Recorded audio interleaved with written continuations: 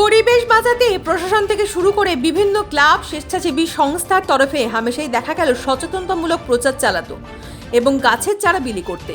কিন্তু বিয়েবাড়ির বৌভাতের পরিবেশ রক্ষার বার্তা সাথে সাথে বৌভাতে আসা অতিথিদের হাতে চারা গাছ তুলে দিলেন। তারাই সাক্ষী থাকলেন হরিশ্চন্দ্রপুরের তুলসীহাটা গ্রামের বাসিন্দারা। বুধবার রাতে ছিল তুলসীহাটা গ্রামের সুদীপ্ত দাস ও পায়েল দাসের বৌভাতের আয়োজন।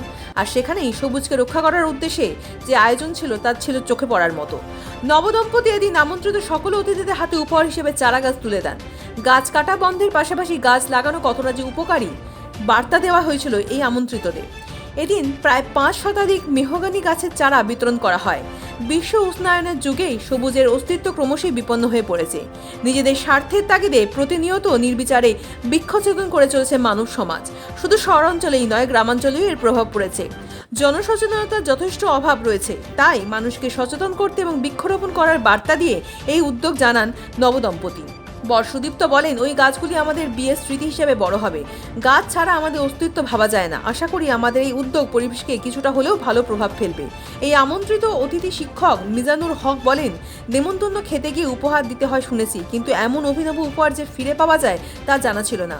দূষণের জর্জরিত এই পৃথিবীর সংকট পরিস্থিতি থেকে কেবল গাছই বাঁচাতে পারে। তার এই সমাজেও এই বিষয়ে বিশেষ সচেতনতা করে প্রকৃতিকে রক্ষা করার জন্য এগিয়ে আসতে হবে। নবদম্পতির এই ভাবনায় আমি সত্যি আপ্লুত। বিয়ের প্ল্যানিংটা হয়, আলোচনা হচ্ছিল কিভাবে কি হবে। তখন আমার একটা বন্ধু বলল যে গাছ দিলে কীরকম হয়। তখন মামা বললো যে হ্যাঁ ঠিক আছে, এটা একটা দারুণ উদ্যোগ।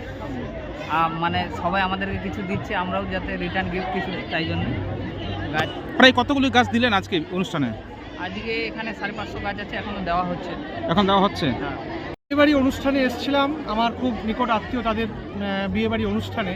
কিন্তু সত্যি একটা অভিনব প্রয়াস যে প্রত্যেক সদস্য যারা বিয়েবাড়ি অনুষ্ঠানে আজকে এসছেন তাদেরকে একটি করে গাছ উপহার দিল। সত্যি চমকে গেলাম যে আজকের দিনে এটা কতটা উপযোগী। গ্লোবাল ওয়ার্মিং যে একটা বিরাট সমস্যা, বিরাট একটা বিষয় যে আগামী শতাব্দীতে আমাদের সবচেয়ে বড় সমস্যা, ক্ষুধার চেয়ে বড় কিন্তু পরিবেশ যে হারে বিপন্ন হচ্ছে, গাছ যেভাবে নিধন হচ্ছে, যেভাবে ভূমিক্ষয় বেড়ে যাচ্ছে, যেভাবে পরিবেশ দূষিত হচ্ছে, সেখানে গাছের কোনো বিকল্প নেই। কবি একটি জায়গায় বলেছেন, আমি চাই গাছ কাটা হলে শোকসভা হবে বিধানসভায়। সত্যি গাছ কি অমূল্য সম্পদ। আজ বিয়েবাড়ির এই আমার ভাইপো এবং বৌমা, তাদেরকে আশীর্বাদ করি।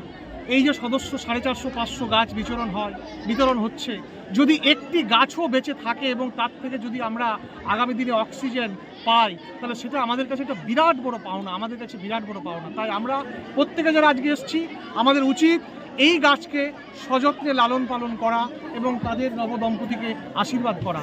সত্যি এটা একটা বিরাট মহৎ উদ্দেশ্য।